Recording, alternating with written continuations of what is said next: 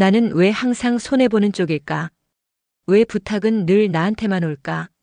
왜 나는 또 거절을 못했을까? 여러분, 혹시 이런 생각 해보신 적 있으신가요? 아, 나는 바본가 그때 이렇게 말할 걸, 안 한다 그럴 걸. 하면서 이불 속에서 내 머리를 쥐어뜯는 그런 경험들 있으시죠? 처음에는 괜찮습니다. 도와주는 게 기분 좋기도 하고, 그래도 사람이니까 서로 돕는 거지 그렇게 생각합니다.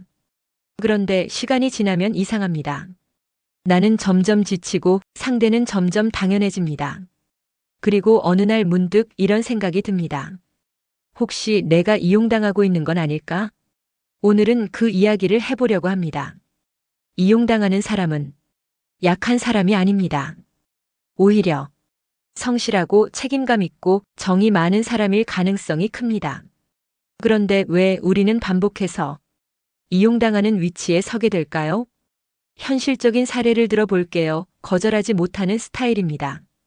50대 직장인 어씨 이야기입니다. 회사에서 늘 이런 말을 듣습니다. 형님밖에 없어요. 이번 한 번만 도와주세요. 그래도 형님이 제일 믿음직해요. 처음엔 기분이 좋았습니다. 필요한 사람이라는 느낌이 들었으니까요. 그런데 어느 순간부터 자기 일보다 남의 일을 더 많이 하고 있다는 걸 깨달았습니다. 한 번도 제대로 거절해 본 적이 없었습니다. 거절하면 관계가 어색해질까봐, 괜히 소문이 날까봐 그냥 또 맡았습니다. 집에 와서 후회합니다. 이번에는 정 때문에 못 끊는 사람 이야기입니다. 60대 여성 B씨가 그 주인공인데요. 오래된 친구가 있습니다. 자주 돈을 빌려가고 갚겠다고 말은 하지만 늘 미룹니다. 마음속으로는 불편합니다. 하지만 이런 생각이 듭니다. 그래도 오래된 친구인데 이 나이에 또 새로운 관계 만들기도 힘들지. 결국 말 못하고 넘깁니다. 그러다 보면 친구 관계가 아니라 일방적인 관계가 되어 있습니다. 이번에는 착한 사람 콤플렉스 걸린 사람입니다. 동네 모임에서 늘 총무를 맡는 분이 있습니다. 누가 하겠다고 나서지 않으면 결국 본인이 합니다. 속으로는 힘듭니다. 하지만 이렇게 생각합니다. 그래도 내가 해야지. 나는 좋은 사람이어야지. 이렇게 스스로를 설득합니다. 이분은 이용당하고 있는 걸까요? 아니면 스스로를 이용하고 있는 걸까요?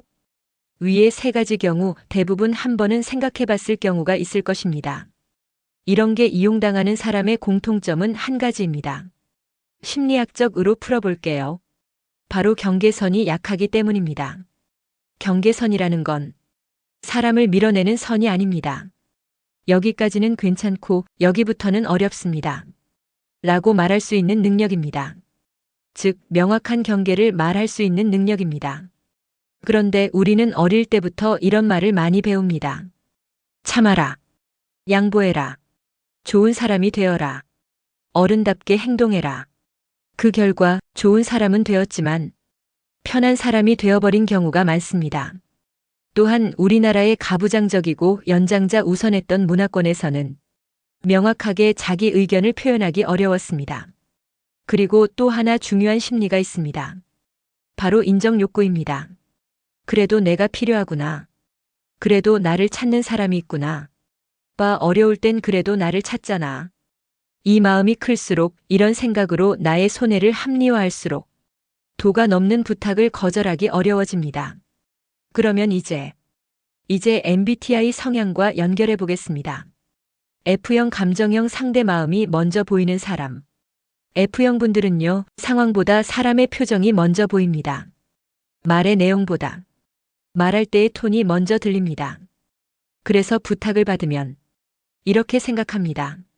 지금 이 사람이 나 때문에 상처받으면 어떡하지? 거절하면 관계가 어색해지지 않을까? 내가 너무 냉정하게 보이면 싫어하지 않을까? 예를 들어 이런 상황입니다. 동료가 말합니다. 이번에 이 일 좀 도와줄 수 있죠? 표정은 살짝 지쳐있고 목소리는 약간 낮습니다. F형은 그 순간 일의 양보다 그 사람의 기분을 먼저 봅니다. 힘들어 보이네. 내가 거절하면 더 힘들어하겠지. 그래서 입에서는 이런 말이 나옵니다. 아, 네, 제가 해볼게요. 집에 와서야 생각합니다. 사실 나도 힘들었는데. F형의 문제는 착해서가 아닙니다. 공감 능력이 뛰어나기 때문입니다. 상대의 마음을 너무 잘 읽습니다. 그런데 여기서 한 가지 중요한 질문을 던져야 합니다. 나는 지금 누구의 감정을 책임지고 있는 걸까? 상대가 실망하는 건 상대의 감정입니다. 그걸 내가 다 책임질 필요는 없습니다.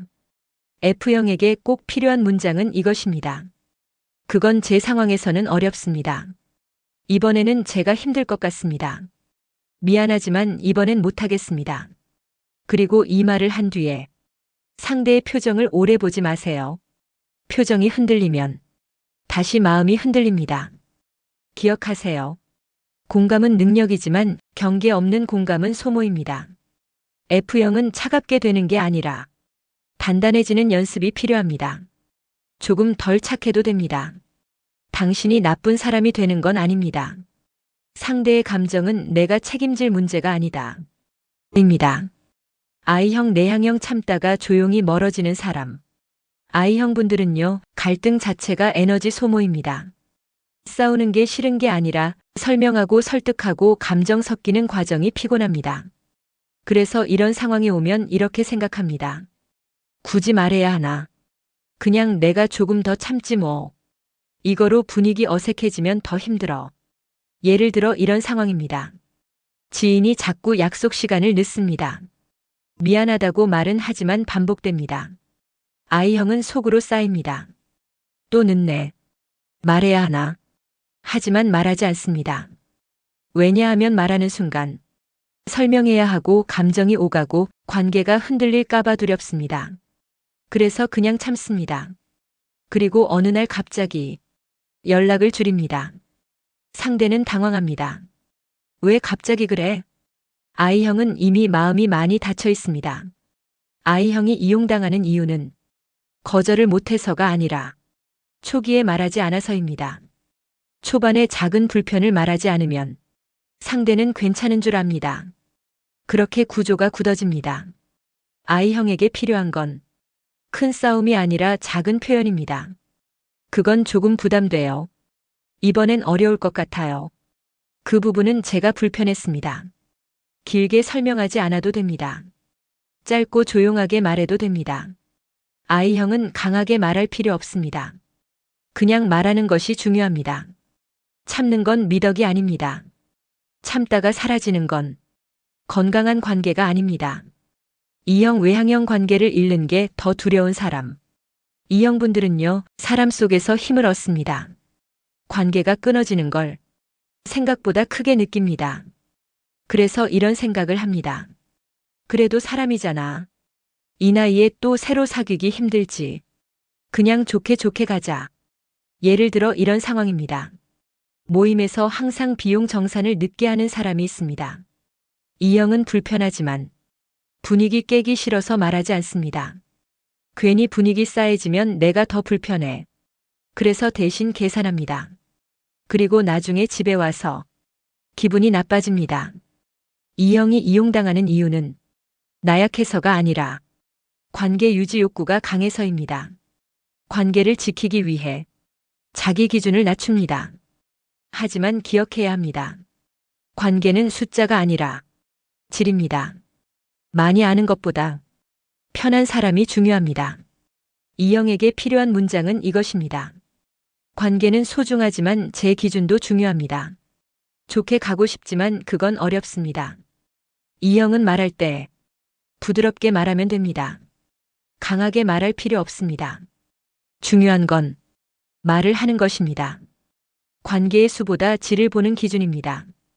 T형 사고형 논리로 판단하지만 신뢰하면 끝까지 가는 사람. T형분들은요, 감정보다 사실을 먼저 봅니다. 상대가 어떤 표정을 짓는지보다 무슨 말을 하는지 논리가 맞는지를 따집니다. 그래서 처음에는 잘 안 당합니다. 이거 좀 이상한데? 왜 자꾸 나한테만 부탁하지? 이런 의심이 생깁니다. 그런데 문제는 그 다음입니다. 상대가 이렇게 말합니다. 이번엔 진짜 급해서 그래. 내가 다음에 꼭 갚을게. 이게 제일 합리적인 방법이야. 말이 정리되어 있고 이유가 명확해 보이면 T형은 고개를 끄덕입니다. 그래, 논리적으로 맞네. 상황이 이해되네. 그리고 한번 이해하면 그 신뢰를 오래 유지합니다. 이런 상황입니다. 회사에서 후배가 말합니다. 형, 이번에 제가 맡은 프로젝트가 너무 많아서요. 이건 형이 더 잘하시니까 맡아주시면 효율이 훨씬 좋을 것 같아요. 논리적입니다. T형은 계산합니다. 맞네. 내가 더 빨리 끝낼 수 있겠네. 그리고 맞습니다. 하지만 그 일이 반복됩니다. 그때부터는 논리가 아니라 패턴입니다. T형이 이용당하는 이유는 감정에 약해서가 아니라 합리성에 약해서입니다. 설명만 잘 붙으면 스스로 납득해버립니다. 그리고 이렇게 생각합니다. 내가 선택한 거니까 괜찮아. 그런데 속은 조금씩 지칩니다. 또 다른 예. 친구가 돈을 빌려달라고 합니다. 지금 이자 20% 내야 하는 상황이야. 내가 빌려주면 내가 그 이자 아낄 수 있어. T형은 계산합니다. 그럼 이게 더 이득이겠네. 그런데 중요한 건 이겁니다. 그 친구가 반복적으로 돈 관리가 안 되는 사람이라는 사실. 한 번의 논리보다 반복되는 행동이 더 중요합니다. T형에게 필요한 건 이 질문입니다. 이 사람이 한 말이 맞는가가 아니라 이 사람의 행동이 일관적인가? 말은 누구나 잘할 수 있습니다. 논리도 준비하면 만들 수 있습니다. 하지만 행동 패턴은 꾸며내기 어렵습니다. T형은 차가워질 필요 없습니다. 다만 논리가 아니라 구조를 보는 연습이 필요합니다. 그리고 이런 문장을 연습해 보세요. 논리는 이해하지만 저는 이번엔 어렵습니다. 상황은 알겠지만 반복되면 힘듭니다. T형은 감정 표현이 서툴 수 있습니다. 그래서 더더욱 짧고 분명하게 말하는 연습이 중요합니다. 기억하세요. 합리적이라는 이유로 항상 당신이 책임질 필요는 없습니다. 논리적 선택이 항상 건강한 선택은 아닙니다. T형은 말보다 패턴을 봐야 합니다. 자, 이제 모두 살펴봤는데요. 이제 어떻게 해야 할까요? 1. 바로 대답하지 마세요. 생각해보고 말씀드릴게요. 이 한 문장이 경계를 만들어줍니다. 2. 작은 거절부터 연습해보세요. 이번엔 어렵습니다. 그건 제가 하기 힘들어요. 짧고 단호하게. 설명은 길게 하지 않아도 됩니다. 3. 반복되는 패턴 확인해보세요. 한 번은 실수일 수 있습니다. 하지만 반복되면 그건 관계의 구조입니다. 4. 나의 피로도 점검해보세요. 그 사람을 만나고 나면 편안합니까?가 피곤합니까? 몸의 반응은 대부분 정확합니다. 여러분, 이용당했다는 건 여러분이 어리석다는 뜻이 아닙니다. 오히려 정이 많고 책임감이 있고 사람을 소중히 여긴다는 뜻입니다. 다만 이제는 조금 덜 착해도 됩니다. 조금 더 나를 먼저 생각해도 됩니다. 이 질문을 스스로에게 해보세요. 나는 왜 거절이 어려웠을까? 나는 무엇이 두려웠을까? 여러분은 어떤 유형에 가까우신가요? 댓글로 나눠주세요. 다음 영상에서는 건강하게 관계의 선을 지키는 방법을 조금 더 구체적으로 이야기해 보겠습니다. MBTI 심리 노트였습니다. 오늘도 수고 많으셨습니다.